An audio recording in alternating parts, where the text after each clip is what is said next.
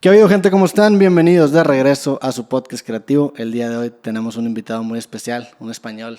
Leiva, ¿cómo estás? ¿Qué tal? Buen día, ¿cómo te encuentras? Pues primero que nada, un gustazo. Es la primera vez que coincidimos, es la primera vez que hablamos, entonces me gustan mucho estos capítulos.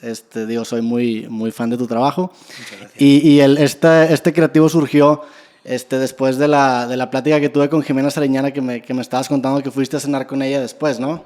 Sí, pues antes de ayer quedamos para cenar. Ella es muy amiga mía de hace muchos años, casi más cercana a la hermandad que a la amistad. Y nos fuimos a cenar bueno, en la cena me comentó que había hecho una charla muy agradable, muy buena, que estaba muy contenta. Nunca me lo suele decir. Okay. Después de hacer promoción o cosas, me dijo, he tenido una charla de esta que te vas con el alma alimentado. Qué chingón, güey. Y bueno, pues el tipo con el que he hecho la charla me sugirió si te apetecía ir y tal, y justo estoy por aquí y aquí estoy. Estoy por Jimena y porque me dijo que habéis tenido una charla muy buena. No, hermano, es que saliste a tema obviamente pues por la colaboración que hicieron en Godzilla, que le Ajá. comenté que era una de mis canciones favoritas. Te comento, yo te conocí pues hace relativamente poco, hace como unos 2 o 3 años. Recién había sacado Nuclear, me recomienda mi amigo José Madero precisamente la canción de Godzilla. Entonces yo me voy a Colombia y por una consecuencia me viajé solo cuando debía haber ido con un amigo.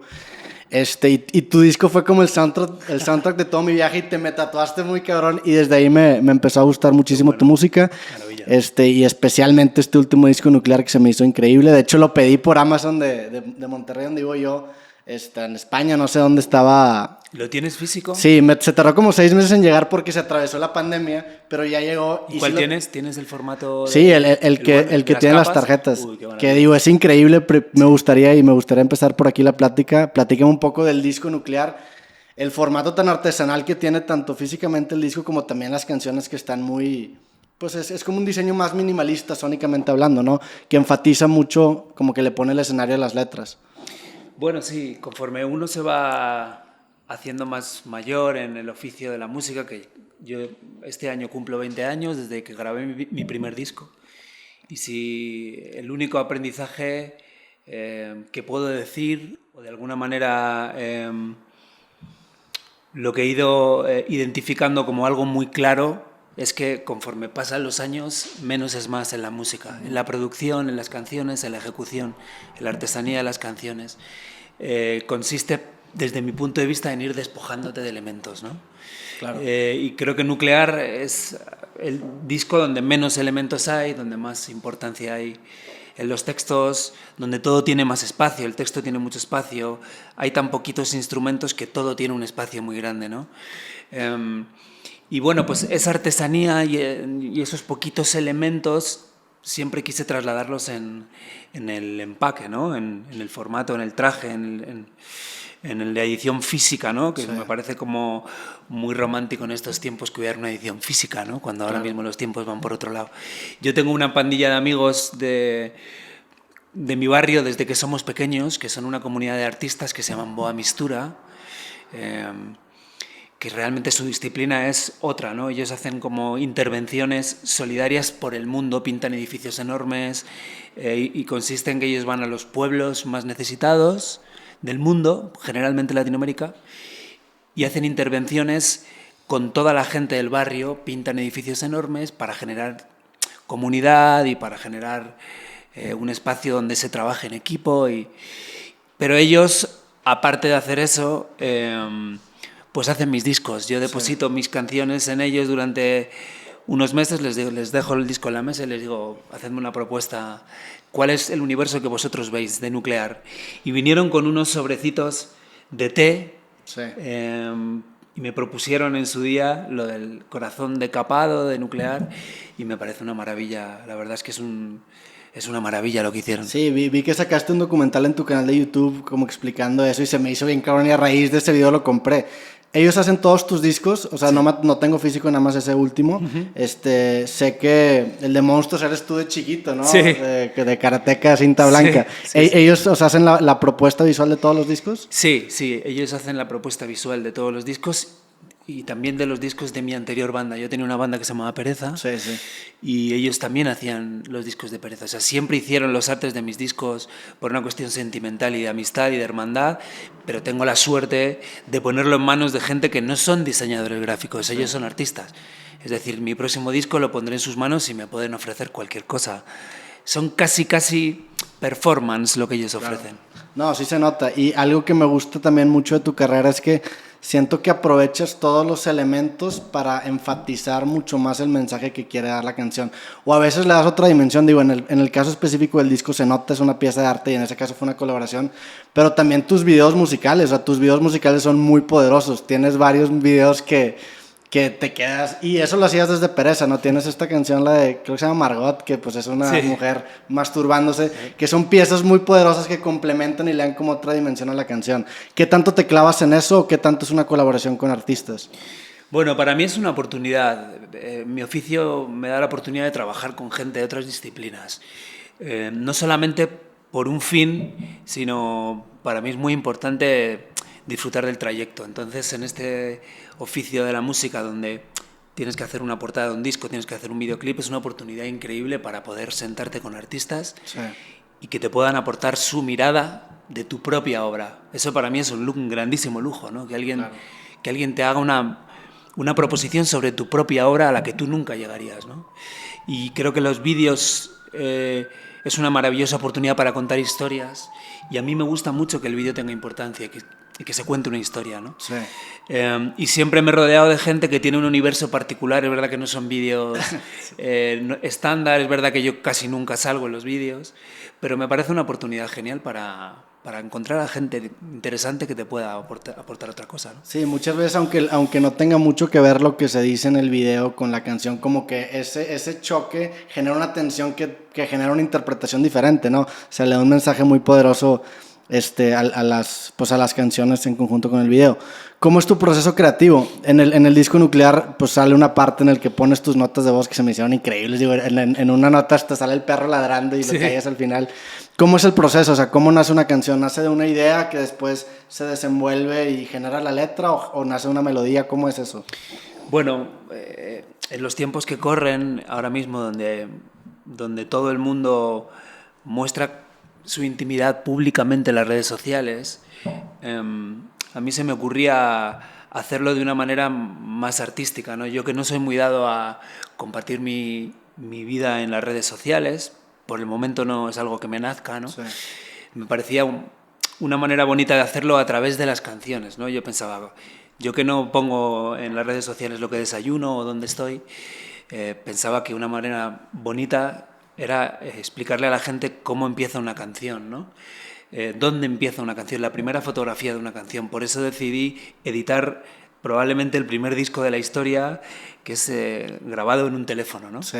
Y ahí es donde donde está la primera versión, ¿no? Tú compones una canción y para que no se me olvide lo grabo en las notas de voz.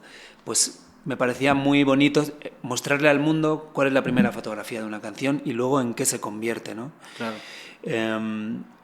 Y mi proceso artístico es muy simple. Yo no hago canciones, yo no escribo melodías, yo canto melodías y luego me pongo a escribir letras. Yo necesito un primer verso. Si no tengo un primer verso, no tengo canción, ¿no? Okay. Entonces, ese es el hilo del que yo tiro. Hasta que no tengo un primer verso, yo no me siento con un folio en blanco así. Yo voy escribiendo muchas cositas en notitas y yo sé cuántas canciones tengo. O sea, si yo en las notas del teléfono, en un cuaderno, tengo primeros versos, ¿no? Primeros versos, muchos versos que sé que son hilos para empezar canciones. Claro. Y empiezo por ahí. No suelo empezar por un estribillo o por una melodía. Empiezo siempre por un verso. ¿Y este verso está acompañado de alguna melodía, de alguna tonada o cómo es? Y también me interesa en dónde anotas o en dónde encapsulas esos momentitos de eureka que son los versos. ¿En tu celular, en una libreta? Sí, en las dos cosas. Okay. Yo tengo una libreta,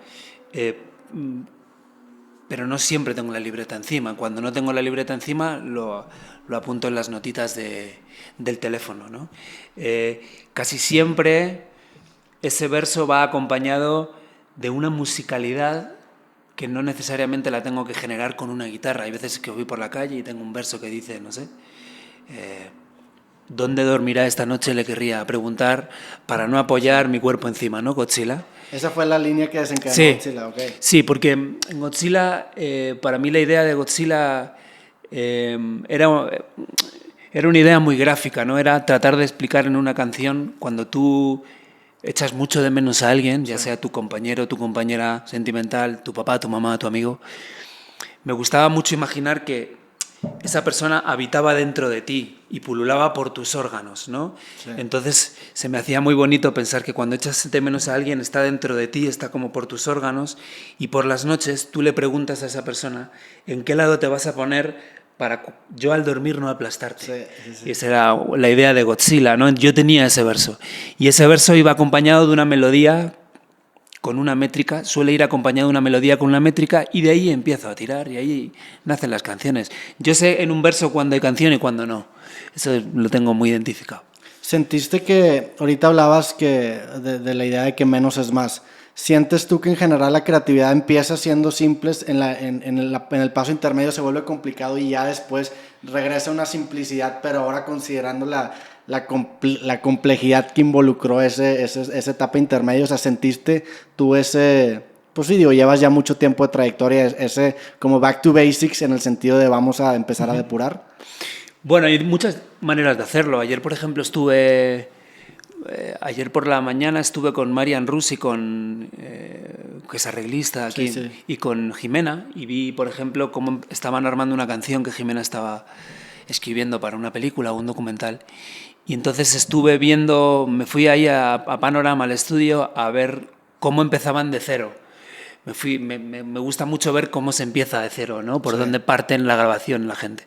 Y ellos empezaron por un beat, y ya la canción empezó con cierta complejidad. Claro. Mi mundo es otro, o sea, yo parto de una cosa muy simple, empiezo a ver lo que me va pidiendo la canción, casi siempre se pasa por un tramo donde estás poniendo cosas de más, y luego empiezas a quitar. Es el proceso. Ese es el proceso, o sea, la canción tiene que funcionar con una guitarra y una voz. Para mí esa es la máxima. Si no funciona con una guitarra y una voz y hace falta un loop o hace falta un efecto de guitarra, es que la canción todavía no está bien terminada ni bien escrita. No se sostiene sola.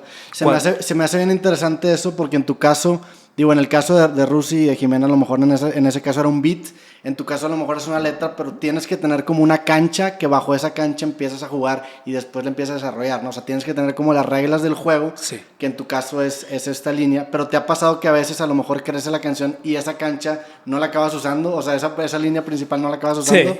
Sí, muchas veces eso es lo maravilloso de las canciones, que te sorprenden, ¿no? Y te llevan hacia otro lado, y lo que tú te imaginabas muy simple de repente se complica y empieza a generar un universo con un sintetizador y... Sí.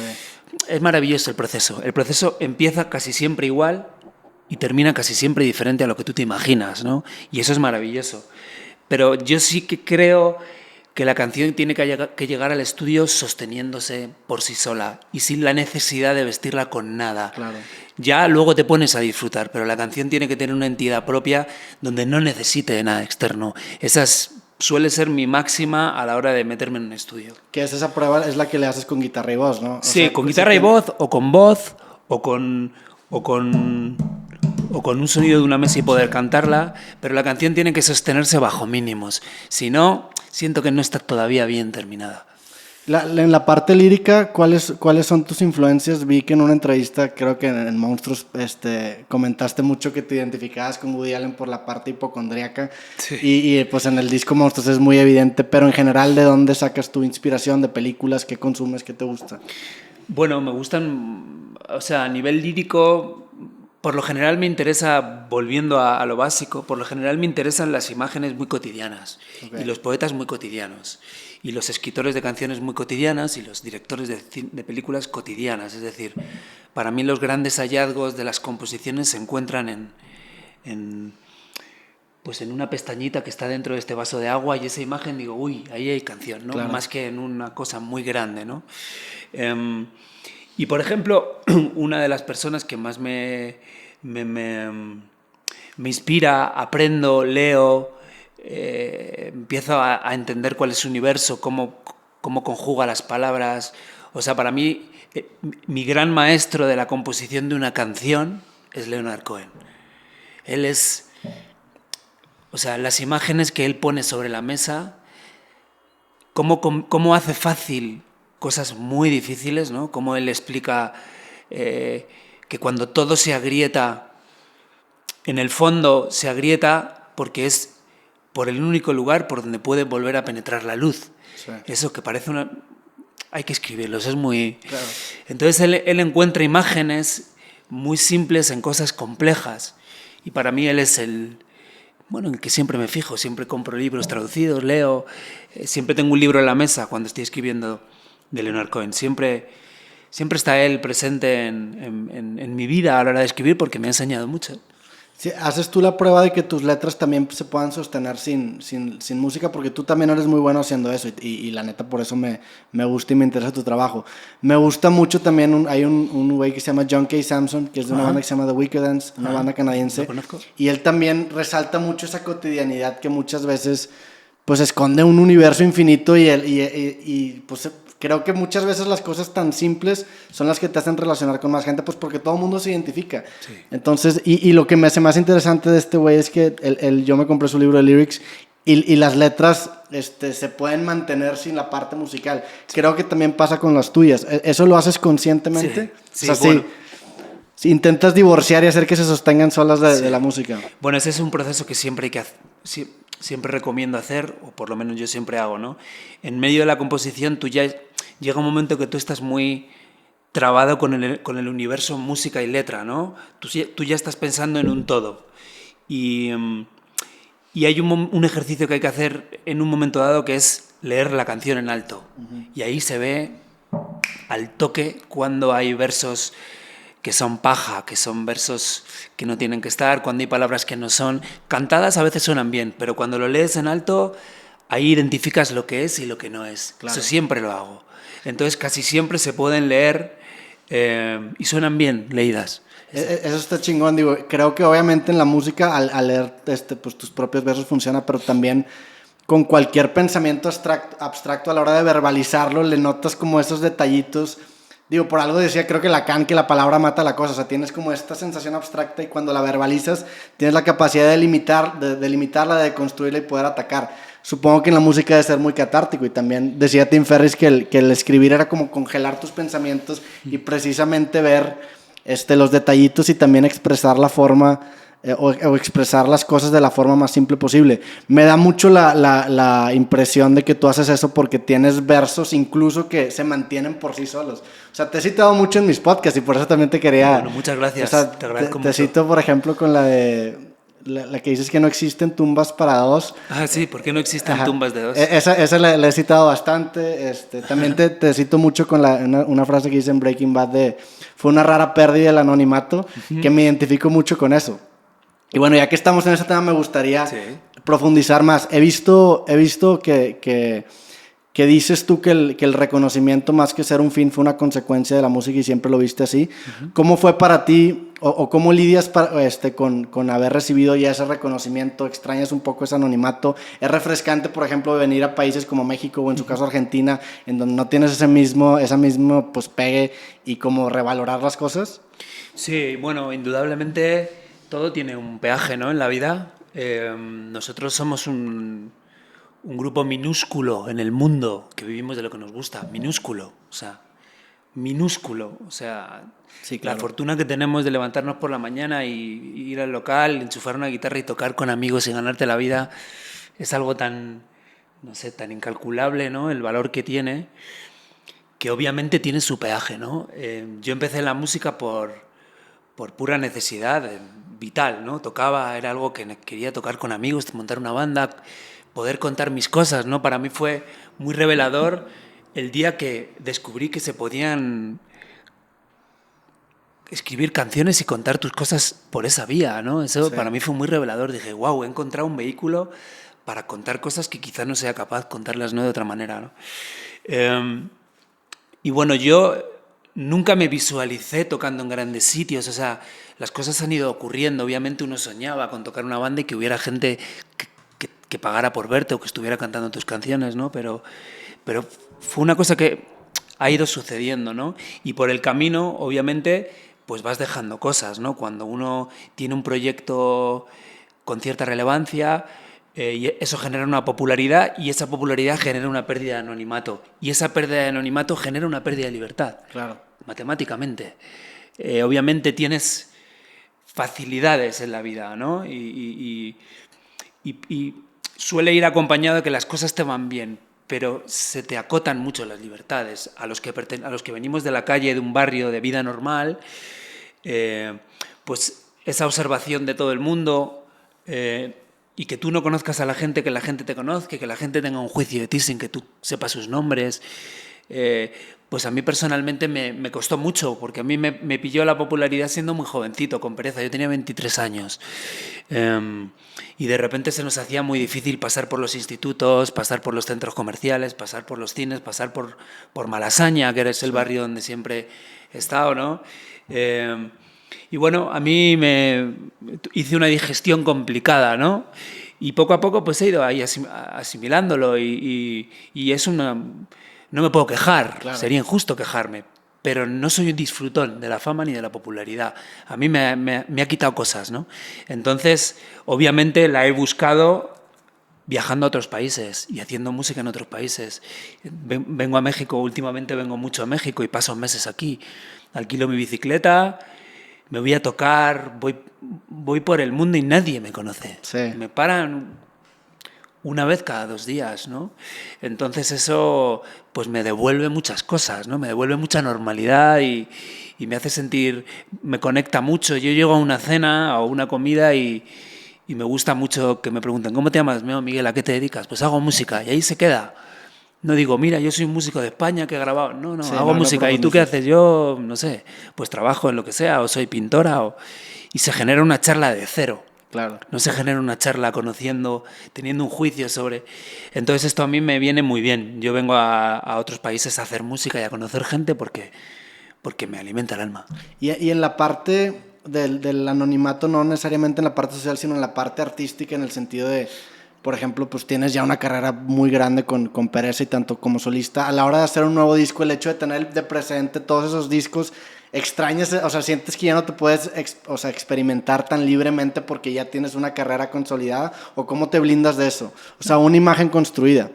No, yo me siento muy libre a la hora de crear y creo que la gente que me sigue, de siempre les he mandado un mensaje de voy a probar siempre lo que me apetezca hacer. Sí. Y voy a tener siempre un compromiso con vosotros, pero siempre voy a hacer lo que me apetezca hacer, ¿no?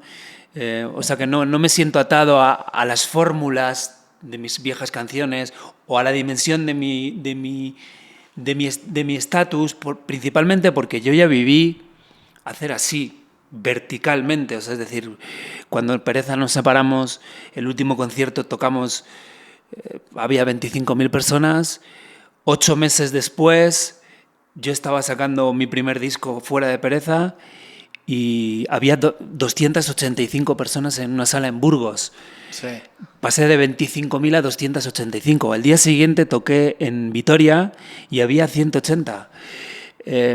Por lo tanto, no puedo tener demasiado presente la dimensión que tiene mi trayectoria porque un día para otro cae. No, y en la música se da mucho esos contrastes. Claro. Incluso dentro de una misma carrera hay shows en ciudades, o sea, en el mismo Sí, tour sí. de ciudades que son contrastantes y pasas de un auditorio lleno de, no sé, 10,000 personas a un show más chico Sí, de 200. 500. Sí. Sí, sí. Y es un ejercicio muy sano para la parte del ego, ¿no? Sí, te pone en tu lugar siempre. La vida, el momento que te despistas, ¡puf!, te suele pegar un tirón para abajo siempre y eso es maravilloso. Porque la música siempre te va a ir bien y mal, o sea, es muy difícil tener una carrera ascendente. Y te devuelve, sobre todo lo más importante es que te recuerda por qué empezaste. Porque llega un momento que cuando estás metido en una vorágine de tocar en sitios muy grandes, en grabar discos, en hacer colaboraciones, en la industria, cuando estás metido, pierdes un poquito el recuerdo de por qué te metiste en la música, que es para divertirte y para hacer música. No tenías tanta presión, no tenías tanta responsabilidad. Entonces, de vez en cuando viene bien recordar, uy, yo me metí en esto para meterme en un local con amigos y tocar, no para estar a la altura de, ni para... o sea, hay veces que hay que recordar por qué nos metimos en esto, ¿no? Platícame un poco, hablando de tu inicio de carrera de solista, se separa Pereza, se separan en buenos términos, se separan también en el apogeo de su carrera. ¿Cómo fueron esos inicios de tu proyecto de solista? ¿Cómo fuiste recibido? Lanzaste el primer disco el diciembre. ¿Cómo fue ese empezar pues no de cero, pero de uno a lo mejor, ¿verdad? Bueno, sí. Bueno, Pereza nos separamos en el mejor momento de banda, ¿no? Para mí el mejor disco de Pereza es Aviones, que es el último disco. Creo que nos separamos en un momento artístico muy bueno. Rubén estaba escribiendo canciones maravillosas. Yo creo que estaba en un buen estado de forma, también escribiendo canciones. Y nos separamos en un momento donde nos iba increíble, donde cortábamos más tickets que nunca, donde vendíamos más discos que nunca. Y pues todo el mundo nos decía... No podéis, o sea, es el peor momento para separaros. Pero por una cuestión artística, pues dejamos de entendernos, ¿no? Empezamos a la hora de construir el disco, ¿no? Las canciones de Rubén y mis canciones, siempre solíamos encontrar un equilibrio y llegó un momento en donde esas negociaciones empezaban a ser más complicadas. Nosotros éramos muy amigos y somos muy amigos, y eso empezaba a poner en peligro nuestra amistad. Entonces decidimos separarnos. Cosa de la que me enorgullezco mucho porque pusimos en valor nuestra amistad por encima de nuestro confort profesional, ¿no? Pero lo cierto es que profesionalmente, hablando en términos económicos, fue una ruina, porque yo mantuve a mi banda, o sea, mantuve a toda la banda de Pereza se vino conmigo, ¿no? Y éramos 8 en el escenario, más técnicos. Pero claro, yo estaba vendiendo 200 y pico tickets, entonces yo estaba perdiendo 4.000 euros cada fin de semana. O sea, a mí me costaba mucho dinero tocar los gastos. Los tickets que yo vendía nunca cubrían lo que yo generaba, ¿no? ¿Y cuándo se dio esa transición de empezar a cubrir ahora sí los gastos, empezar a crecer? Con Diciembre no. Diciembre fue un disco que... Digo, llegó a disco de oro, ¿no? Diciembre le fue bien. Sí, pero posteriormente. Ya. Diciembre tiene un recuerdo irreal. La gente recuerda a Diciembre como un disco que fue bien, pero no fue bien. No se vio así. Fue bien en Madrid. En Madrid hice dos Rivieras que son 2.000 personas. Pero ya está. Fue bien en Madrid, fue bien en Bilbao. En el resto de los lugares tocaba en salas muy pequeñas. Lo que pasa es que posteriormente el disco pues empezó a funcionar bien y empezó a tener como un pozo más de culto ese primer disco, pero no fue bien en el fondo. Y fue con Pólvora, que es el segundo disco, cuando empezó. Fue muy rápido porque con Diciembre nos costaba mucho, todas las salas estaban a medio aforo y de repente sacamos Pólvora, sacamos el single Terriblemente Cruel y enseguida sacamos unas fechas a la venta y se vendieron en un día y empezamos a sacar fechas y se seguían vendiendo, así que vimos que ocurrió algo. Y ya con Monstruos, bueno, fue Pólvora, Monstruos y Nuclear y ya de repente otra vez se volvió a hacer, a tomar una dimensión muy grande que yo creo que tiene que ver con las canciones, y yo creo que Diciembre fue mal porque no tenía canciones tan buenas como Pólvora, creo que es así de sencillo. Y también creo que el público se enfadó con nosotros por separarnos y nos lo hizo pagar.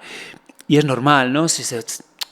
No sé, si se separaran los Stones y sacaran discos en solitario, aunque ellos han sacado discos en solitario que me encantan, pero si se separaran, entiendo que yo me enfadaría y diría, ya, yo quiero a los Stones, yo no quiero tu disco, Keith, ni el tuyo, Mick, ¿no? Y el público nos lo hizo un poco, ¿no? Fue como... os queremos juntos, separados no. Entonces no nos fue bien a ninguno de los dos. ¿Qué cambió de ese disco Diciembre a Pólvora? Porque Pólvora es un disco que me gusta mucho. Específicamente la canción Pólvora es muy buena. O sea, ¿qué sientes que cambió? ¿Te consolidaste en tu proceso creativo personal o cuál fue la diferencia que viste tú en la composición de esos dos discos? Pues para mí hay dos elementos. Uno, que Diciembre lo grabé yo entero. Tocaste tu batería y todo, ¿verdad? Sí, grabé todos los instrumentos, lo produje yo y lo mezclé yo. Lo hice en mi casa. Entonces estuve muchos meses yo solo trabajando, yo solo, grabando.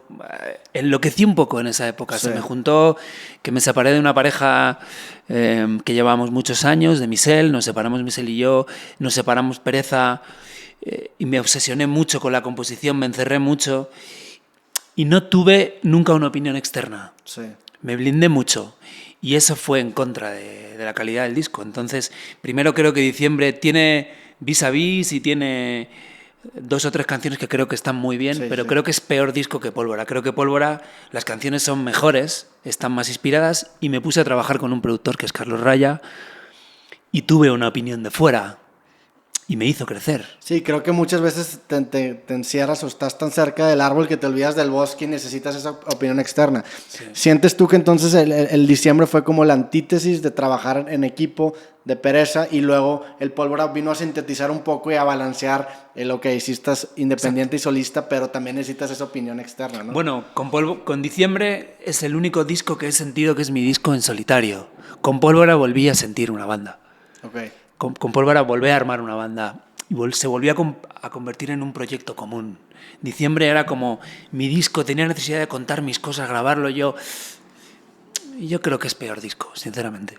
¿Cómo le haces? Digo, ahorita sé que compusiste la banda sonora para una película, que ya lo habías... No, para una serie en esta cuarentena. Para un documental. Para un documental, perdón. Ya habías compuesto también La Llamada fue una película, y compusiste también... Todo lo que tú quieras, que es otra película, también hice la banda sonora. ¿Cómo fue el proceso de trabajar tú solo, porque lo hiciste en la banda sonora, para evitar lo que te pasó en diciembre? O sea, ¿te asesorabas con gente? ¿Cómo fue eso? Bueno, en este caso, como pues las circunstancias te suelen dar y quitar cosas, ¿no? Bueno, pues me propusieron hacer la música de un documental y yo tenía que hacerlo en casa porque estábamos en plena pandemia, muriendo 1000 personas al día en España. Entonces yo tenía que generar una banda sonora con los elementos que tenía en mi casa. Eso ya me obligaba a no poder mirar hacia muchos sitios, ¿no? Que a la vez también es una paz, ¿no? O sea, decía Stravinsky, entre más me limito, más me libero. O sea, sí era como... Ok, ya es que también el arte es como una serie de decisiones que entre más escojas, más te acercas a lo que vas a llegar. Bueno, creo que es Andrés, ¿no? Calamaro tiene un verso que dice: poder elegir nos hace sufrir. Sí. Y eso me encanta porque es así. Entonces, en el momento que dije, ok, tengo que hacer una banda sonora en casa con lo que tengo, me dio cierta paz. y bueno, pues transité mucho con sintetizadores, con mi amigo César Pop desde su casa, hacíamos cosas juntos y pues igual hicimos muy poquitos elementos y traté de mezclar el universo orgánico con el universo de sintetizadores, cosa que luego pues ha sido como un paso hacia lo que he estado grabando, que va a ser mi disco nuevo, ¿no? O sea que yo creo que al final esa banda sonora me enseñó cosas para mi disco nuevo. Ok. O sea, lo tomaste como un aprendizaje de cosas que después... Creo que sí, creo que saqué cosas de esa música, para ideas, para luego trabajar el disco. Sacaste también varios sencillos en este tiempo de pandemia. Sacaste la de mi pequeño Chernobyl, que sale Rubén. Sí. ¿Qué tan, o sea, sentiste que es como una reflexión sobre lo que estamos hablando de la pérdida del anonimato, ¿no? De los días en pereza. Así lo entendí yo. ¿Qué sentiste con esa canción? ¿Fue catártico? ¿Lo sentiste? O sea, ¿cómo fue ese...? No, pues un día estaba en Buenos Aires, pues estaba con Fede y con Pop desayunando en una terraza ahí en Palermo y nos dimos cuenta que llevábamos 20 años en la música, ¿no? Y que bueno, que era bonito hacer una canción hablando del trayecto, ¿no? Y bueno, pues es que no es fácil hacer una canción que no hable de amor o desamor. Eso es difícil, es un gran reto, escribir una canción sobre una cosa en concreto, es decir, sentarte a hablar de una cosa en concreto es muy difícil. Sí, y siento que en el fondo, aunque lo intentes hacer, eventualmente hay como esa raíz de amor o desamor, ¿no? Sí, entonces, pues cuando terminé la canción, Mi pequeño Chernobyl, que me parecía bonito, ¿no? Llamarla Mi pequeño Chernobyl, es un poco mi pequeño trauma, ¿no? Pues me parecía que era muy bonito que Rubén estuviera en el clip, porque Rubén es un actor muy importante en mi vida de los últimos 20 años. Claro. Entonces nos reencontramos después de muchos años en un estudio para rodar, no en el estudio de grabación, sino en el estudio para hacer un clip. Y fue precioso, la verdad es que me encantó y fue un mensaje muy bonito. Se recibió con mucho cariño a la gente que siempre ha seguido a Pereza. fue algo hermoso. Guardo con mucho cariño el rodaje de Mi pequeño Chernobyl con Rubén. Me llama mucho la atención y lo noté en entrevistas para hacer esta entrevista, este podcast, que hablas, o sea, se me hizo que resalta todavía más la canción porque hablas mucho de no pensar en el momento que estás haciendo. Por ejemplo, estás en un escenario enfrente de 10,000 personas, el pensar en el momento te lo arruina, ¿no? Y creo que lo hacía Springsteen. Sí. O sea, se me hace todo, como que sentiste que fue como un checkpoint en tu vida en el que te volteaste a ver hacia atrás por primera vez en mucho tiempo y le generaste como un... O sea, yo te sigo mucho porque yo también lo hago. Digo, si me pongo a pensar ahorita que yo estaba escuchando tu música hace 2 años que estamos haciendo esta plática, probablemente me voy a empezar a trabar. Entonces, te sigo mucho que la magia está en no estar pensando y entrar como en un estado de flow. ¿Sentiste que esta canción rompió un poco ese trance en el que estás? Sí, bueno, sí, es como pararte a pensar y pararte a analizar y a desmenuzar todos los años, ¿no? De ritual. Sí. Cuando en el fondo mi manera de mirarlo es no pararme mucho a pensar en lo que está ocurriendo porque se rompe la magia, es que es así. Porque es muy, si lo piensas, es muy fuerte que alguien pague un dinero que no tiene Claro. y coja un coche y haga cientos de kilómetros para verte. En el fondo tú no te, o sea, en el fondo no te lo mereces. En el fondo no estás a la altura de eso. Yo no estoy a la altura de que alguien pida un crédito para comprar un ticket y me venga a ver. Si lo racionalizo, no es equilibrado eso. No es equilibrado. Le diría, no lo hagas, guárdate ese dinero para otras cosas. Si lo racionalizo, entonces en el escenario me traicionan esos pensamientos constantemente. Sí. Y tengo que... Pero está bien interesante porque el antídoto es convertirte en una especie de sociópata. Sí, ¿Estás de acuerdo? Sí. O sea, por ejemplo, esta conversación que estamos teniendo aquí en un departamento, o sea, sentimos como una intimidad de la conversación, pero en realidad está siendo vista y escuchada por cientos de miles de personas. Y el hecho de no sentir que eso está pasando... Te hace un poco sociópata. Ajá, te hace sociópata. Y creo que pasa definitivamente en el escenario, pero creo que pasa todavía más en redes sociales. Que un número no le hace justicia a la cantidad de personas que consumen tu mensaje. Entonces tienes que deshumanizarlos para poder seguir y enfocarte. Sí, si no te vuelves loco. Sí, si no te vuelves loco. Mi generación... yo pertenezco a una generación donde no hemos convivido con las redes sociales. Es algo nuevo, ¿no? Es algo de hace poco. Entonces... Para mí, publicar algo es un concepto muy importante. O sea, yo nunca hago... Para empezar, porque no tengo redes sociales en mi teléfono donde lo puedo hacer, ¿no? Pero yo nunca hago O sea, yo pienso, no, esto es publicar una cosa, publicar. No es... O sea, yo sí tengo como cierta consciencia... cuando publico algo de que tiene una importancia hacerlo. Es sagrado para ti el botón de publicar y no te lo tomas. ¿Y cuál es tu relación con redes sociales? Me identifico porque digo, yo honestamente no le doy tanto el peso a esa parte de publicar, pero sí soy muy inseguro. Entonces mi forma de vencerlo fue que no depende de mí. O sea, en mis redes sociales consiste en clips de mi podcast que yo preaprobé, entonces confío en el Roberto del pasado y solamente es una maquinita que... O sea, yo soy muy consciente en el hecho de que Instagram para mí es un juego en el que no me representa, pero pues es un medio en el que puedo llegar a más personas y crecer un contenido en el que sí creo. O sea, para mí este es un espacio sagrado en el que converso y en el que no tengo líneas editoriales y hablo con gente con la que yo admiro o con la que yo sigo y ya después dejo que la maquinaria lo distribuya. ¿Cómo es tu relación con redes sociales? Bueno, es muy inteligente tu mirada de tu gestión, ¿no? Es muy sociópata también. Sí, bueno, son mecanismos son mecanismos de protección, como todo, sí. ¿No? Mi relación con las redes sociales realmente es, pues me voy adaptando, ¿no? Al principio siempre me pareció algo muy sospechoso, siempre me dio miedo, me pareció vertiginoso, siempre me pareció peligroso. Es verdad que mi generación, es que yo no he tenido mail hasta que he tenido 25 años. Sí. ¿Cuántos años tienes? ¿40? 40, sí. O sea, yo no he tenido teléfono hasta que he tenido 25 años.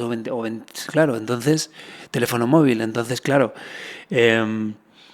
Entonces, siempre las he mirado con cierto peligro, porque me parece que hay ahí algo relacionado con la doble personalidad, ¿no? Algo relacionado con querer mostrarle al mundo una cosa que en el fondo no eres. Entonces me parece muy peligroso que tus redes sociales no se parezcan a ti. Sí. Siento que hay cierto peligro, pero hay cosas maravillosas. Hay una inmediatez increíble, es una vía para comunicarse muy rápida, donde no necesitas un montón de cosas que antes se necesitaban, ¿no? Es decir, tienes la libertad de poder escribir sin que... Te puedes mostrar de una manera... si eres pudoroso, te puedes mostrar de una manera... O sea, es una manera maravillosa para poder generar cosas y no tener el pudor que se puede generar de otra manera, ¿no? Y me parece que he descubierto muchas cosas gracias a las redes sociales en cuanto a música. Y creo que se pueden mandar mensajes muy potentes. Creo que hay mucha gente que tiene una misión muy, muy power. Mucha gente que hace las cosas muy bien y que tiene mucha gente viéndola y que utiliza muy bien ese utensilio. Pero también siento que, en mi caso, las entrevistas, mis conciertos, ya ocupan una porción muy importante de mi vida, ¿no? Mi parte pública. Claro. Entonces hay otra porción que me gustaría quedármela para mí. Sí. Entonces me siento, esa porción la trato de preservar, ¿no? En ese trocito que me queda mío, no quisiera que también poner una cámara y publicarlo. Sí, por el momento me relaciono así. Todo puede cambiar, ¿no? Pero... Sí, me identifico mucho con esa forma. Yo también no comparto en redes cosas personales, pero sí lo uso como ese vehiculito en el que yo puedo compartir un mensaje y lo veo yo así de una forma muy pues, pragmática de simplemente estoy sacando el mensaje. Y lo he dicho, o sea, ahorita yo empecé escribiendo artículos, entonces me di cuenta que en el momento en el que yo empecé a escribir ya nadie estaba leyendo. Uh-huh. Entonces, en lugar de cambiar, en lugar de... O sea, yo no romantizo tanto el medio en el sentido de que puedo entender que el mensaje se puede mantener independientemente del medio. Ahorita el medio popular es el podcast y por eso lo hago. Pero si el día de mañana son los hologramas, el medio popular, yo me puedo adaptar al medio porque el mensaje sigue siendo el mismo. Por supuesto. Y es algo que sigo mucho de ti. O sea, también el hecho, y creo que tú lo haces, o sea, el hecho de no ver a la música como un fin, sino como un medio para expresar o comunicar un mensaje mayor. Creo que ahí está... el contenido de sustancia y que ahorita se está perdiendo mucho. Por ejemplo, en el tema de, incluso en el de discos conceptuales, que como que ya se ha estado perdiendo y estamos en la etapa de sencillos, se me hace refrescante ver una persona que... O sea, siento que tú eres completamente la faceta, o al menos así me das la impresión, del artista que realmente hace dinero para hacer arte y no arte para hacer dinero. Y se me hace bastante refrescante. ¿Tú lo ves así? O sea, digo, ahorita que me estabas platicando lo de diciembre, que en su momento perdías dinero en los shows, creo que justifica un poco más lo que estoy diciendo. No, bueno, te agradezco mucho, pero sí, o sea, yo genero para poder tener la libertad de hacer la música que quiera. No hago música para generar, es exactamente lo que has explicado, ¿no? O sea, yo lo que quiero es poder tener medios para hacer música. Claro. Ese es mi fin. ¿Quieres poder tener la chance de tener el espacio? Ese es mi fin, eso es lo que me hace feliz. Yo no quiero un cochazo, yo quiero una guitarra del año 45 que suene de una manera para grabar. Entonces mi vida es eso, es muy simple. Me gusta mucho la música, me sigue emocionando mucho la investigación en la música, ¿no? Pues ahora estoy aquí tocando con amigos, conociendo un montón de gente. Eso es lo que me hace a mí sentir rico. ¿Y la parte comercial cómo la manejas? Porque obviamente pues tienes que encontrar los medios de distribuir tu música. Digo, conociendo tu historia me he dado cuenta que o sea, a ti... No quiero decir que te descubrieron, pero siento que no hiciste como un esfuerzo para generar o simplemente estaba haciendo lo tuyo y de repente se posicionó en un momento correcto. Y así fue, ¿no? O sea, los descubrió un cazatalentos en España, les dio un contrato, los firmó y la banda empezó a crecer. Obviamente no fue la noche a la mañana, hicieron una cantidad bárbara de shows. Pero ¿cómo tú manejas la parte comercial? O sea, para mí la persona creativa tiene que dividirse o compartimentalizarse en dos. Y en un libro que saqué le digo el artista, que es como el ente caótico que busca la inspiración y busca encontrar formas de qué hablar, y el editor, que es como el que lo aterriza y le dice, ok, está bien, a lo mejor está chido lo que estás diciendo, pero pues esto también tiene que generar pues algo con lo que podamos vivir. ¿Cómo manejas tú esa parte comercial? ¿Está completamente extrapolada de ti o internamente también tienes esa división? No, hombre, obviamente, conforme han pasado los años y tú te conviertes, lo digo a regañadientes esto, pero tú te conviertes en una marca, que es así, ¿no? Te conviertes en una empresa, ¿no? pues obviamente está presente en mí que mi trabajo, que mi música genera puestos de trabajo, ventas de discos, y una industria, ¿no? Sí. Pero en la mesa donde yo creo jamás está presente ese elemento. Es decir, yo nunca me pongo a escribir una canción pensando, a ver, me gustaría que esta canción en los shows, Claro. o me gustaría que esta canción completara el disco porque creo que en los anteriores discos faltaba un poco más de rock y ahora no. Yo hago un montón de canciones y no presto atención más que a eso. Cuando termino, digo, ¿qué hacemos con esto? Exactamente. Pero no, yo no pongo los elementos ya, yo no me pongo a estructurar el futuro conforme voy haciendo las canciones porque no me da la vida para eso. Porque la energía para mí tiene que estar en las canciones. No, y también el proceso de composición tiene que ser un espacio sagrado y es un espacio introspectivo en el que si le metes estos elementos externos, lo ensucias. Me identifico mucho con la parte, o sea, con eso que estás diciendo porque creo en mi caso, el motor de todo mi trabajo es esto que estamos haciendo, es la conversación. Y esta conversación no me importa qué clip va a pegar, no me importa qué... Entonces, generas eso en un espacio en el que tapas las influencias externas y una vez que ya tienes esa pieza creada que nace de tu espacio sagrado, que en tu caso es la canción, es ahora sí posicionarla y hacer que como que la maquinaria funcione dentro de algo que nació en un espacio virgen, ¿no? Bueno, ese es mi orden, Sí. pero conozco mucha gente que tiene otro orden y es increíble cómo funcionan, en el estudio y están pensando en... Voy a componer un disco donde la primera canción sea una canción electrónica, la segunda sea un poquito más lenta, o sea, van pensando en una estrategia. Claro. Y eso no le resta autenticidad, ni artesanía, ni profundidad. Sí. Es otra manera de hacerlo y hay gente muy buena que lo hace. En mi caso es un poco más rudimentario, o sea, yo escupo y luego pienso qué hago con el escupitajo. Eso que dices está bien interesante porque me aventé el libro, el How Music Works, de David Byrne, y habla como los espacios acaban influyendo la música que acabamos escuchando. Y te dice que cuando salen los audífonos, el mumble rap, como que todo pues estos elementos externos acaban influyendo el sonido que consumimos. Y creo que ahorita plataformas como Spotify, incluso plataformas como TikTok, están influyendo la manera en la que se construye la música.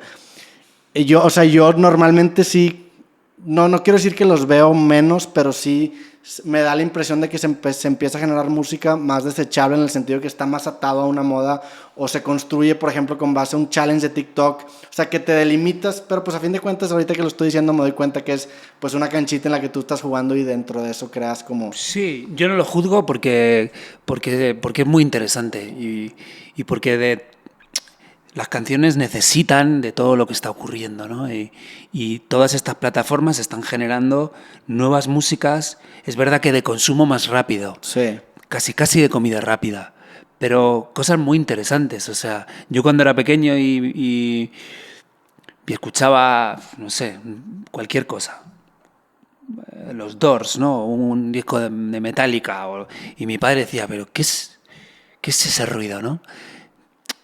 Yo no quiero decir eso de las generaciones jóvenes. Yo no quiero, o sea, porque veo que están encontrando lugares muy... O sea, lo que está ocurriendo con el trap tiene mucho que ver con el punk para mí. O sea, ahí hay una libertad, es gente que está con un mensaje muy potente que a mí me interesa mucho lo que está ocurriendo con el trap. No me interesa nada lo que ocurre con el reggaetón. Me interesa mucho lo que ocurre con el trap. No lo digo de manera peyorativa lo del reggaetón, simplemente que me pega menos, ¿no? Yeah. A nivel textos no me interesa nada, pero sí que siento que toda la locura tecnológica de redes sociales, de plataformas, está generando cosas muy interesantes, musicales, muy interesantes. O sea, yo no me sumo a ese carro porque no estoy tan pendiente de eso, sí. Pero no descarto hacerlo. Pero, también creo que la música en ese sentido está en una curva de aprendizaje en la que primero se tiene que jugar con la forma y una vez que la forma se tenga como establecida, se puede meter a hacer contenido con más fondo, ¿no? A lo mejor ahorita estamos experimentando con estas nuevas limitaciones tanto de plataformas tecnológicas o de plataformas de distribución, como también con el span de atención de la gente, que sí es algo que ha cambiado drásticamente. Y primero pues creas a lo mejor música un poco más superficial o menos introspectiva que se basa solamente en explorar esa forma, y ya una vez que esa forma está explorada te vas a sentir la libertad de poder construir algo un poco más profundo. Sí, o sea, yo creo que hay mucha inmediatez y esa inmediatez tiene peligros, pero a la vez tiene algo muy fresco y muy... Yo escucho cosas que digo, uff, o sea, qué fresco es esto, pero se consume muy inmediatamente. La industria está muy esclava de la inmediatez. Sí. La industria se está acostumbrando a rédito rápido, está dejando de lado la apuesta por las largas carreras. Hay cosas que siento que no se están haciendo bien, ¿no? Es decir, está muy bien cuidar a Bad Bunnies y está muy bien cuidar a la gente que está rompiendo las plataformas en dos. Creo que son importantes en la industria porque, ¿cómo se llama? No sé, algo Jam. Nicky Jam. Nicky Jam. Okay.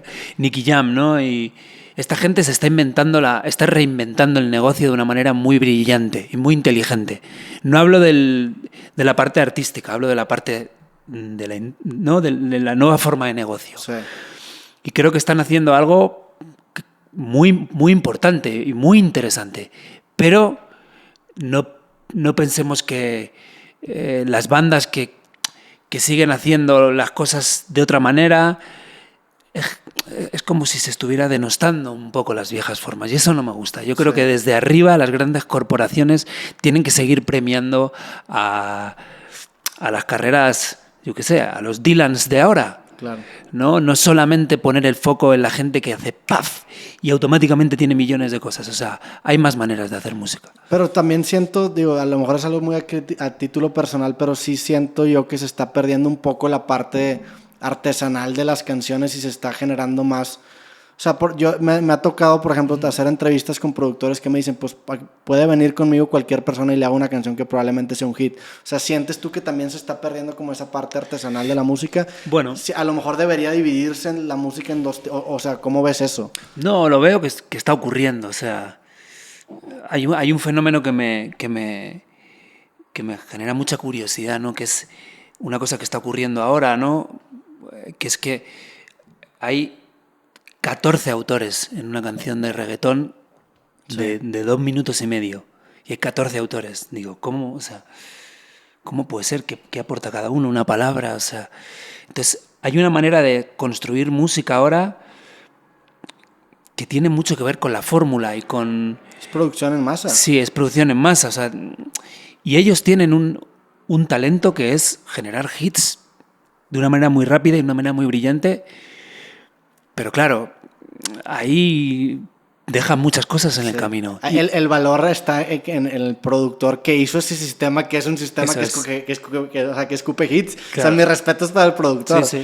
Eso es a lo que yo voy, por eso, y el mérito, claro que hay un mérito en tener una maquinita que escupe hits, nada más que siento que es un mérito muy diferente. O sea, por eso, es que es una canción completamente plagada de forma en lugar de fondo, que es válido. O sea, yo por mucho tiempo me he enfocado mucho en el fondo, pero la verdad es que la forma muchas veces dice más que el fondo. Sí. O sea, por ejemplo, si yo te digo, ¿qué onda, güey? ¿Cómo estás? Esa frasecita que no dice nada, en formísticamente hablando dice de dónde soy, de qué relación tenemos, en qué época estamos hablando. Entonces muchas veces se nos pasa también dimensionar la información que guarda la forma, ¿no? Sí, pero o sea, mi generación como que siempre hemos tenido muy presente esta cosa de hacer canciones que perduren. Claro. Y estos no. Esta nueva generación saca una canción, quedo con un productor, hacemos un beat, la saco, se pone a volar, tiene millones... Y cuando la gente está escuchando, ellos están en el estudio pensando en otra cosa ya. Entonces esa inmediatez... Pero es que también es ponerle fecha de caducidad, porque muchas de esas canciones tienen referencias pop que están atadas al año en el que estamos viviendo. Entonces obviamente. Pasan 10 años y TikTok ya no va a ser. Entonces, obviamente, eso sí. O sea, creo yo que es más sano, si quieres generar una carrera próspera, enfocarte en tener estas canciones que, por ejemplo, me aventé la serie Seinfeld del año pasado, que es del 89 y sigue siendo relevante, porque se tomaron el tiempo de enfocarla y hacerla de esos aspectos humanos, que es lo que hizo que trascendiera. Cuando lo haces de aspectos que no son meramente humanos, sino que son de acontecimientos que están pasando, siento que le das una fecha de caducidad Evidentemente, a tu trabajo, no solamente a tu música, ¿verdad? está muy sujeto a las tendencias duran muy poco, pero hay algo de eso que por eso te digo que tiene que ver con el punk, para mí, Sí. que es el presente, que es ahora. Pues también es un método de sublevarse Sí, sí. ante lo que antes se premiaba, ¿no? Sí.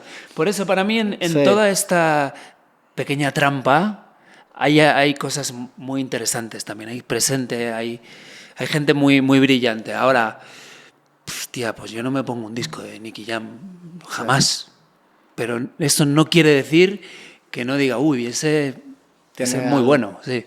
¿Cómo lidias tú con la crítica? Y más que nada porque eres músico y el músico muchas veces siento... Una canción, el hecho de que a mí me gusta una canción, siento yo que dice más de mí que de ti, por ejemplo, si fuera una canción, porque yo me estoy proyectando en tu canción. ¿Cómo lidias tú con la crítica? ¿La lees? ¿Tienes un acercamiento más estoico? ¿Tienes tu grupo cercano en el que sí escuchas crítica? ¿O cómo le haces? No, yo, como te decía antes, como yo tuve un impacto un poco indigesto con la popularidad o enseguida... Aparte, Pereza fuimos una banda donde siempre hubo muchas chicas en nuestros conciertos y eso, por alguna cosa abominable, generaba sospecha, ¿no? Entonces, de repente, que me parece abominable eso, ¿no? Generó sospecha. Pereza era un grupo donde había muchas chicas en los conciertos, jóvenes, medianas y mayores, también chicos, pero había una sospecha como, esto no sé si es muy de verdad, ¿no? ¿Sospecha de tu parte? No, de la crítica. Ok, de la crítica. Era como, no sé, faltaban melenudos en los conciertos de Pereza, ¿no? Y patilludos, ¿no? Y en una época donde yo pertenecía a un barrio donde nuestras bandas eran setentosas y pues me generaba mucho conflicto que alguien pusiera en duda mi pureza o mi autenticidad, sí, ¿no? Y lo pasé mal durante unos años, entonces dejé de leer todo y me quedé ahí, entonces no leo nada. Yo nunca jamás pongo Leiva en Google o Leiva, Ciudad de México, Plaza Condesa, a ver qué ha salido. No lo hago porque no me va bien.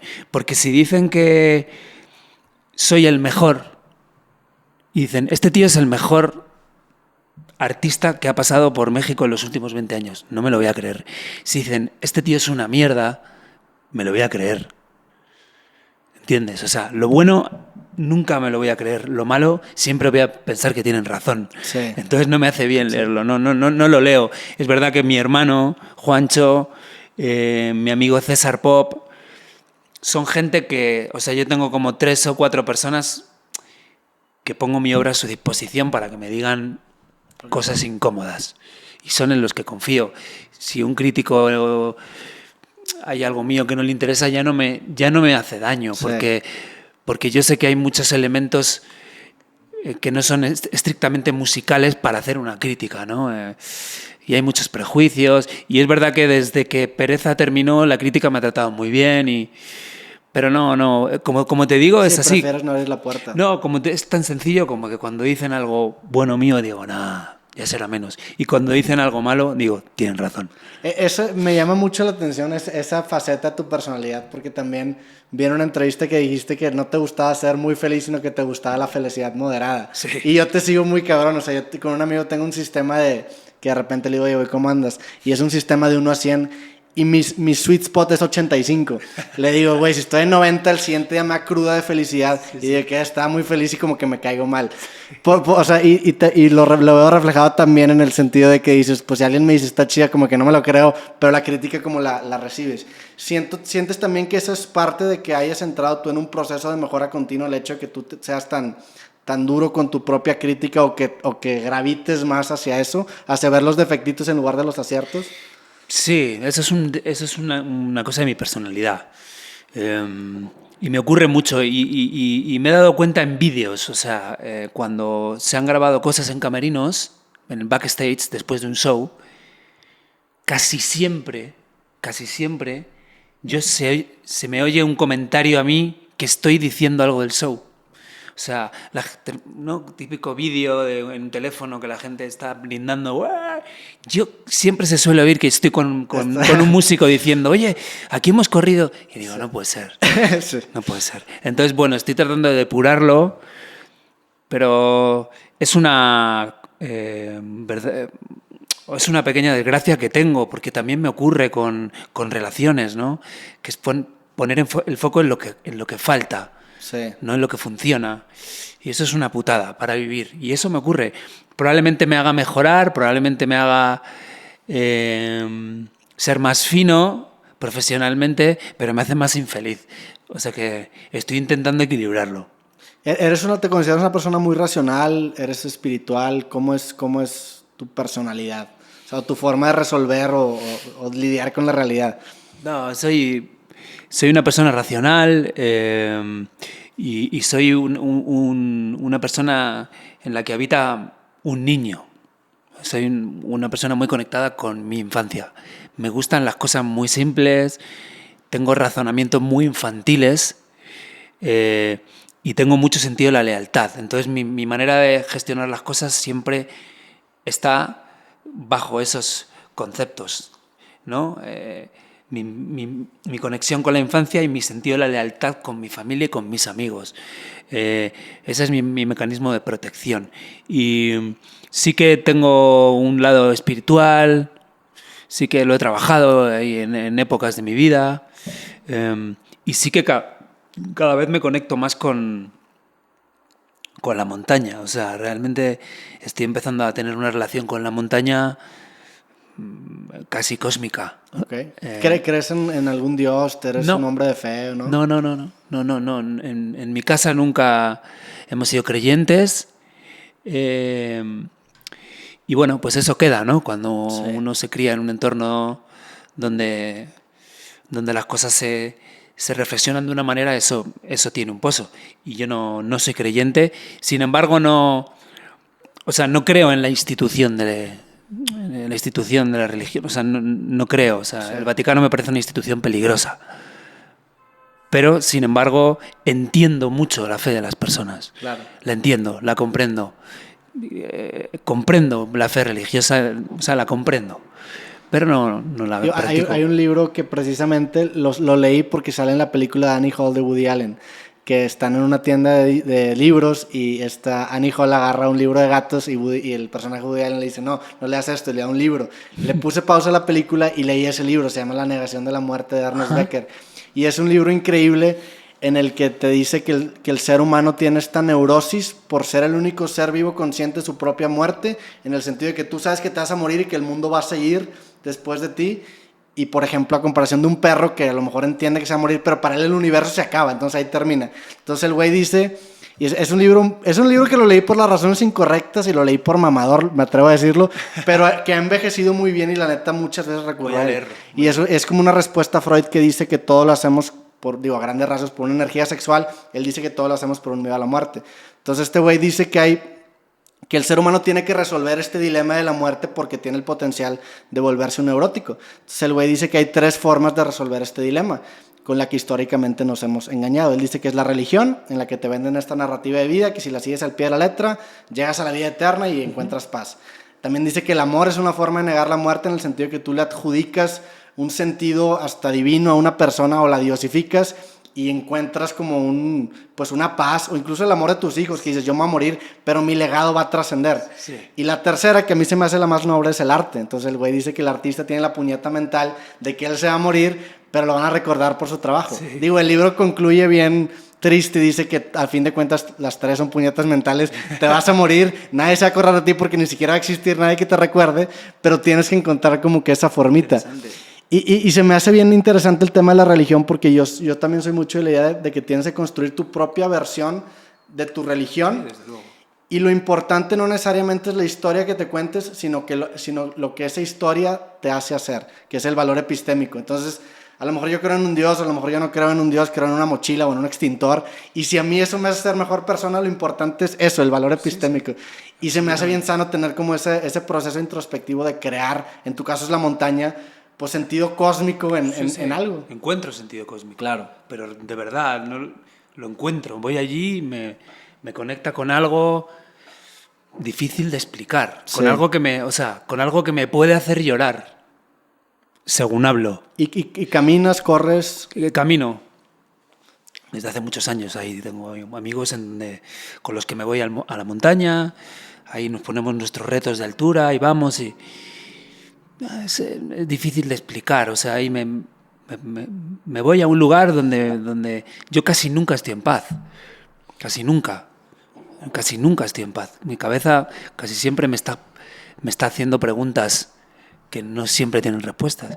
Y ahí encuentro cosas que me hacen mucho bien. También sientes que, o sea, yo tengo esa misma relación, pero a mí caminar... De hecho, el nuevo libro lo empieza con una frase que dice solvitur ambulando, que significa se soluciona caminando. O sea, que siento que al tú caminar físicamente, tu mente intenta mimetizar ese movimiento y empiezas como a pensar o resolver ese tipo de... Absolutamente, te voy a contar una cosa. Yo siempre termino las canciones, o sea, yo nunca, bueno, nunca no, casi nunca hago una canción entera. Casi siempre hago un primer verso, una estrofa, un estribillo, o sea, casi siempre hago lo que viene siendo la estructura de una canción y la segunda estrofa nunca la suelo terminar, porque creo que es mejor terminarla con un poquito más de perspectiva, ¿no? Okay. Y esa segunda estrofa siempre la termino caminando. Qué cabrón. Siempre. Es que es increíble. Digo, hay Hemingway, por ejemplo, caminaba mucho. Hay un chingo de creo que Tesla también se lo... O sea, mucha gente... Sí. Ocurre algo, no sé qué es, pero la termino caminando. Vienen cosas, no sé, tiene que ver con el movimiento... No sé. También como que es esa chispa de incertidumbre de no saber qué es lo que viene cuando estás caminando. Me tocó hacer un video precisamente de ese tema con un que se llama Jason Silva, que es un creador de contenido futurista, y me lo topé en Tulum, y caminamos y hablamos sobre precisamente eso. Y a la conclusión que yo llegué en esa caminata fue que pues mi mente ve que mi cuerpo se está moviendo. También siento, digo, no sé, alguna vez jugaste Mario, el jueguito ese, el Super Mario Bros. Pero sí. ¿Ubicas a Boo el fantasmita? No. Bueno, hay un fantasmita que tú para matarlo como que no lo podías voltear a ver, porque si lo volteas a ver desaparece. Siento que la creatividad funciona mucho en ese sentido de que tienes que distraerte y eventualmente tu inconsciente como que empieza a procesar y te llegan esos nuggets de eureka, ¿no? Como que no lo puedes ver directamente, tiene que haber un elemento de verlo de reojo.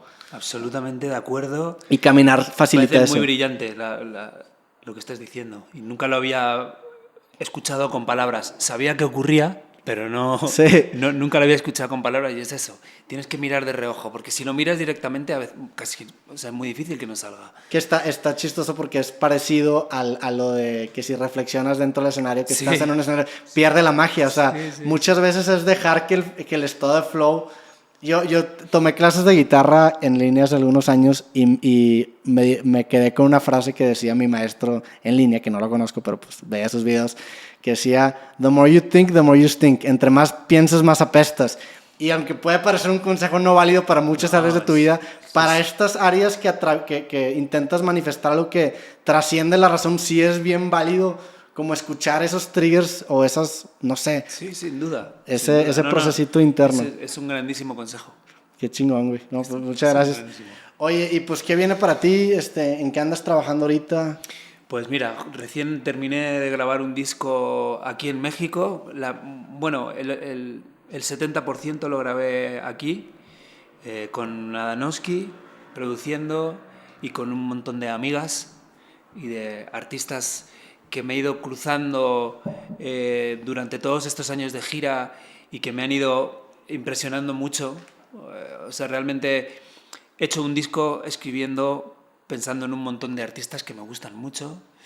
Y me vine a grabar una parte importante aquí a México y otra parte la grabé en España con Carlos Raya, con un montón de artistas que me interesan mucho también de España. Y ese disco lo terminé hace 2 meses o así. Justo lo fuimos a mezclar ahí a Sonic Ranch. Y ahora estoy aquí en México tramando algo que no te puedo contar con unos amigos. Nos vamos ahora a Chicago ahí a grabar unas cosas y estamos en pleno proceso de trama y de investigación con amigos músicos. ¿Volteas a ver tú a tus discos a lo largo de tu carrera y los ves como una foto sónica de quién eres en ese momento? Sí. Sí, no siempre estéticamente. A veces escucho y me reconozco. Sin embargo, a veces veo las fotos de la época y me reconozco menos. Sí. Pero ves una versión desactualizada de ti mismo. Sí, pero con las canciones digo, uy, ahí sé por dónde estaba transitando, que me daba miedo, que me gustaba, sí, sí.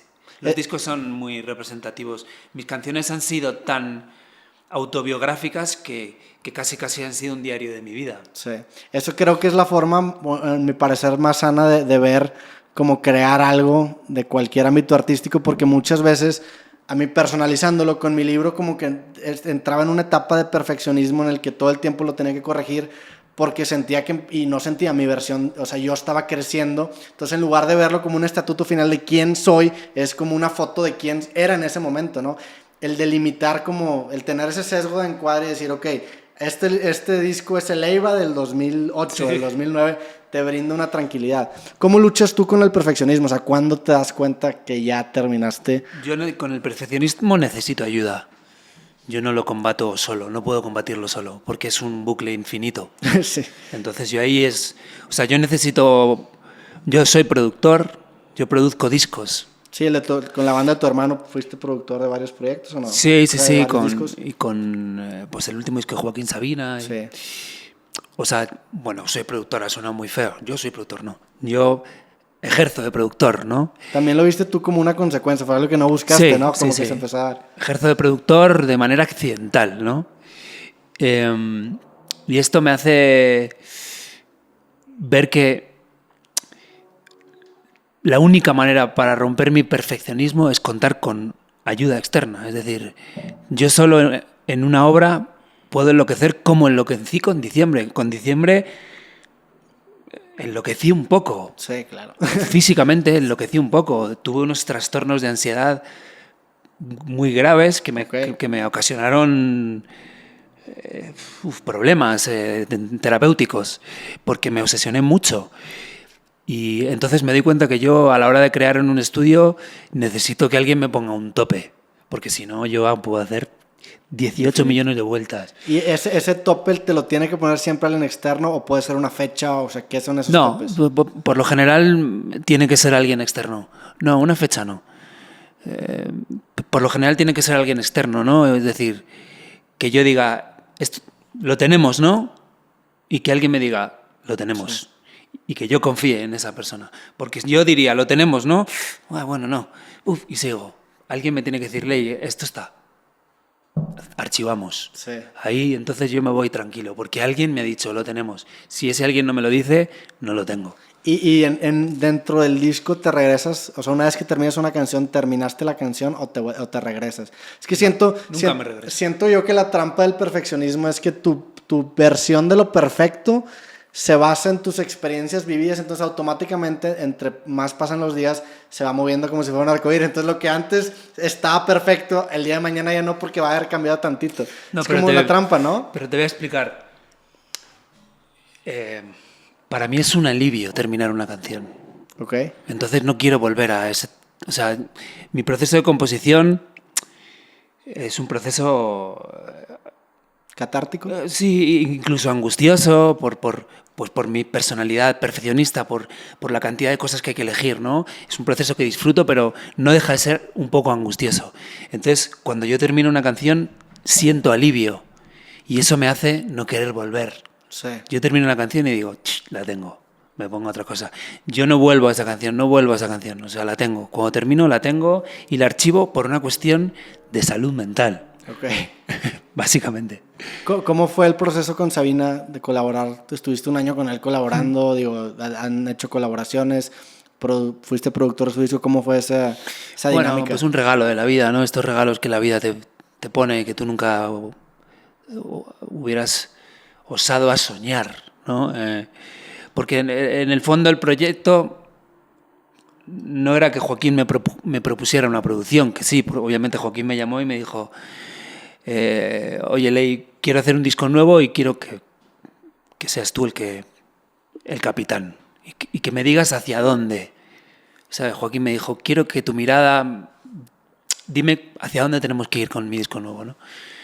Pero lo verdaderamente interesante fue que yo le dije, pero tenemos canciones, y me dijo, no, vamos a hacerlas juntos. Entonces me senté con Joaquín y con Benjamín Prado, que es un poeta maravilloso, nos sentamos los tres a escribir y a componer. Entonces fue un año de creación con dos escritores de verdad. Sí.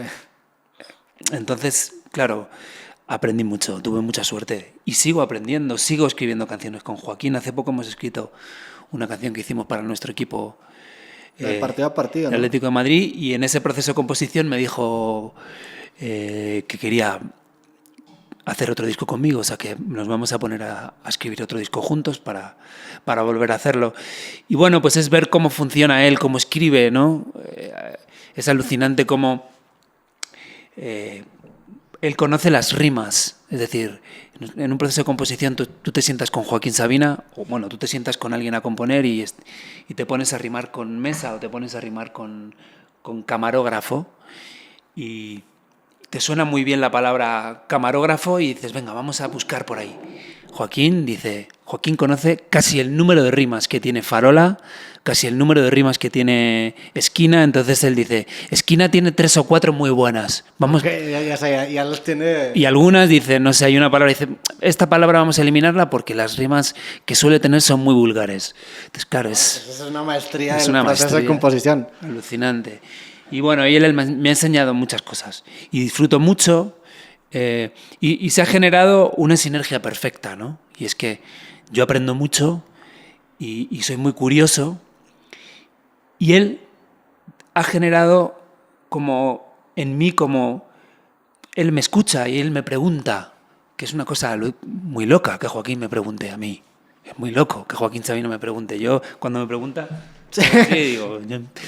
Y entonces se ha generado algo muy, muy, muy sano y donde no hay ego, ¿no? Entonces solo hay música. Y yo me puedo permitir decirle a Joaquín, este verso es flojo, vamos a buscar otro. Cuando empecé a trabajar con él no podía decirle a Joaquín este verso es flojo, no me atrevía. Para empezar porque nada era flojo. Sí. Pero cuando había algo flojo no lo decía, porque es Joaquín Sabina. Claro. Ahora le puedo decir a Joaquín, creo que esto no lo tenemos. Y él me lo acepta porque él sabe que yo estoy pensando en música, no estoy pensando en nada más. Claro. ¿Y cómo empezó la relación? Tengo entendido que te invitó a abrir un concierto en La Bombonera, ¿no? No fue antes. Sí. Había un futbolista mítico, un maestro, bueno, pues para mí uno de los mejores jugadores de fútbol de la historia, ¿no? De estos jugadores de fútbol mágicos, un poco muy rock and roll, ¿no? Y muy poco disciplinados, pero con un talento de otro mundo, ¿no? Que salía a los partidos y los solucionaba. Se llama Guti, que era un jugador del Real Madrid zurdo, y Guti era amigo de Joaquín Sabina. En una época donde Guti estaba en pleno momento de fútbol, en pleno foco, o sea, él estaba en un momento muy importante en un equipo en Madrid, con una plantilla muy importante, unos años muy importantes del Madrid, y él era muy golfo. Y él venía mucho a vernos tocar, a Pereza. Él era muy fan de Pereza y le conocimos en un concierto de Pereza. Y una noche me dijo, vamos a cenar a casa de Joaquín Sabina, te vienes a Rubén y a mí. Y nos fuimos a casa de Joaquín Sabina, Rubén y yo, que para nosotros siempre ha sido alguien muy importante. En mi casa ha sido muy importante. ¿Tenías pósters de él? Mis hermanos mayores eran muy fans. Yo acabé siéndolo, claro. Era la música que sonaba en el coche cuando nos íbamos de vacaciones, ¿no? Entonces esa noche nos sentamos en la mesa con Joaquín Sabina a cenar y con Guti. Y ese día ya nos hicimos un poco amigos, ya. Entonces a él le divertía mucho estar con nosotros. Nosotros en ese momento éramos dos golfos que estábamos siempre mareando por las calles y siempre generando el mal, Rubén y yo, y a él le divertía mucho estar con nosotros. Entonces quedábamos mucho con él y nos hicimos amigos. En un momento dado nos llamó a Rubén y a mí Pancho Varona para escribir una canción. Yo escribí Tiramisú de limón para el disco Vinagre y Rosas o sea, yo hice la música de Tiramisú de limón y Joaquín la letra, y Rubén hizo Embustera, y esa fue nuestra primera colaboración con Joaquín. Compusimos canciones y las produjimos, y posteriormente pues nos llamó para hacer una gira con él de teloneros, nos llevó a La Bombonera, a Pereza. Abrimos el show de La Bombonera con Joaquín Sabina y salió a presentarnos. O sea, Joaquín tuvo un acto de generosidad que me hizo aprender muchas cosas. Joaquín, la dimensión de Joaquín en Argentina es muy bestia, muy bestia. Entonces, llegamos a la Bombonera, que no sé cuántos eran, 60, 70, 80 mil personas. Y a las 6 de la tarde, que era de día, salimos a tocar nosotros teloneros. Habría, pues yo qué sé, habría 15.000, a lo mejor, ¿no? Estaría como al 30% del aforo. Salió de día al escenario. Salió Sabina. Salió Joaquín y dijo, si hubiera tenido 17 años, esta sería mi banda. Yo siempre quise tener una banda como estos chavales que se llaman Pereza. Por favor, trátenles con el mismo respeto que me tratan a mí. No. Y salimos a tocar. Mira, me ponen los pelos de punta. Cabrón. Eso nunca se me olvidará. Y entendí muchas cosas ese día, ¿no? Porque luego, posteriormente, a mí me han teloneado muchas bandas. Y eso me fue sagrado. Claro. Hay que tratar a la gente como te gustaría que te trataran a ti. Así que he aprendido mucho de él.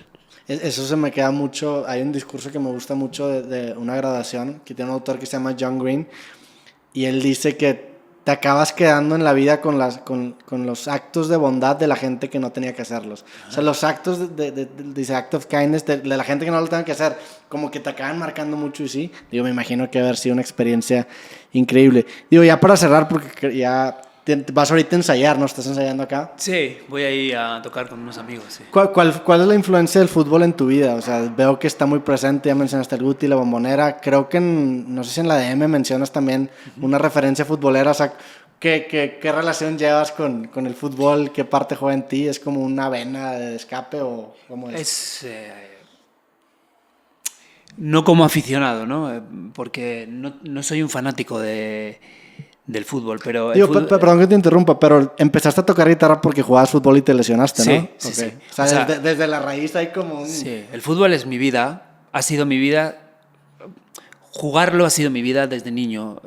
Y mi felicidad, lo que te decía antes, mi felicidad se conecta cuando yo tengo angustia, cuando yo estoy en la cama paniqueando y tengo que irme a un recuerdo que me serene. Siempre va con una pelota. Okay. Una pelota contra una pared. No una pelota, no jugando con un equipo increíble en un estadio. Yo con una pelota en una pared puedo estar 4 horas y soy muy feliz. Y mi felicidad está ahí. De niño siempre ha sido jugar al fútbol, jugar al balón, jugar con una pelota. Mira, hay una anécdota muy bonita que dice cosas muy malas de mí, pero también me define. Yo estaba jugando al balón con mi familia en Toledo. Entonces, mi padre quería llevarnos a la Catedral de Toledo, que obviamente es alucinante. Y yo tendría como 8, 9 años, 7, 10, no sé. Y yo estaba jugando al balón. Entonces yo dije, os espero fuera con el balón. Porque yo estaba obsesionado con el balón. Y yo me quedo en esta pared jugando. Mi padre dijo, no, vamos a ver la catedral. Vamos a ver la Catedral de Toledo porque tienes que verla y porque esto es importante con mis 4 hermanos. Y dije, no, yo me quedo, por favor, déjame quedarme con la pelota jugando. No. Y le dije, como me obligues a entrar en la Catedral de Toledo, voy a mirar al suelo, voy a entrar con mi balón y voy a mirar al suelo desde que entre hasta que salga. Me dijo, haz lo que quieras. Entré en la Catedral de Toledo, y volteaste al suelo. Miré al suelo hasta que salí. No levanté la mirada, no vi la Catedral de Toledo. Con esto quiero explicarte que mi obsesión por la pelota era tan grande que está muy presente en mi vida. El fútbol es algo que en lo que se ha convertido el fútbol, no. Sí. Pero el fútbol es algo que me vuelve loco. ¿Dirías que es como un leitmotiv, es como algo que se está apareciendo constantemente sí. o porque ha estado presente en varias etapas de tu vida? Digo, en esa historia en específico creo que es un gran ejemplo sobre cómo la forma dice mucho del fondo. O sea, el hecho de que hayas hecho esa acción, como tú dices, te define y te describe mucho tanto cómo eras y cómo, o sea, y en qué has construido, ¿no? Sí, mira, mi madre es la persona más importante de mi vida. Es el amor de mi vida, ¿no? Y mi padre es una persona igual, ¿no? Amo a mis padres. Y mi padre en el último libro, mi padre es poeta. Y en el último libro que le publicaron de poesía, me lo firmó y me puso para mi hijo Miguel el futbolista. Y eso lo define todo. Wow. Hace muy poco. Sí. Para mi hijo Miguel el futbolista, ¿no? Sí.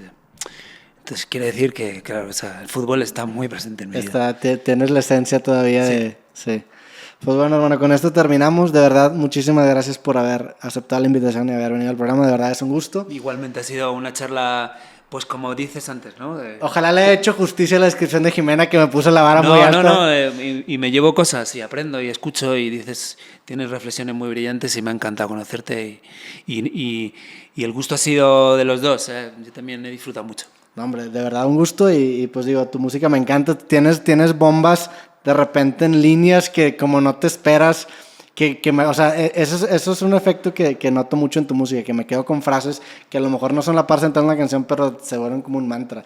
También una que me pasó también recientemente en una canción, no me acuerdo en qué canción, creo que en Telediario, que dicen, para en la vida, me quiero bajar. Sí. O sea, tienes esas bombitas en letra. Esa es de Mafalda. Sí, De ahí sacaste Sí, de la sí, caricatura. Mafalda. Sí, se había visto esa referencia. Pero bueno, el premio que nos llevamos es hacer compañía Sí. los músicos. O sea, que si yo te echo compañía sin conocerme, pues yo me siento ya ahí pagado. No, hermano, de verdad muchísimas gracias y mucho gusto. Realmente. A toda la gente que vio o escuchó este programa, te podemos ir en redes como Leiva Oficial, Sí, ¿estás? correcto. En Instagram y en... Sí, Leiva Oficial. Principalmente en Instagram. Facebook, Instagram, Twitter, creo que sí. No tengo muy claro las direcciones, pero creo que es Leiva Oficial. Sí. Ok, si no hay, busquen Leiva y el que salga con la palomita. Neta, muchísimo gusto y muchísimas gracias. Y a toda la gente que vio o escuchó este episodio creativo, les mandamos un fuerte abrazo. Ojalá lo hayan disfrutado tanto como yo. Y nos vemos en el próximo episodio. Bye. Chingón. Muchas gracias. Me gustó mucho. Un placer, igual. la plática. Ha sido una charla muy, Y justo a tiempo. muy buena, muy...